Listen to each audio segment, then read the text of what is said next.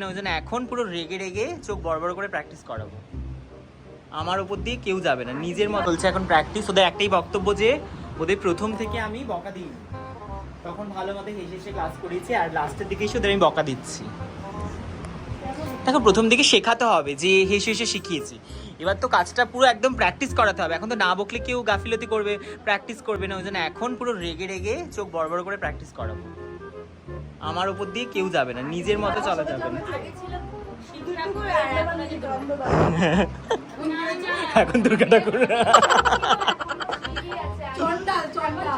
এখন রুদ্র রূপটা ধারণ করেছি। আগে কৈলাস পর্বতে ধ্যান করতাম চুপচাপ, এখন আমি রুদ্র রূপ ধারণ করেছি। না, পর্বতে বসা যাবে না এখন আর।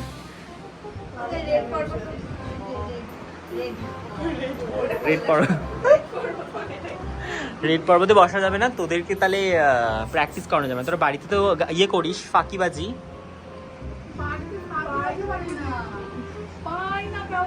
হ্যাঁ, ওটা তো এক্সকিউজ।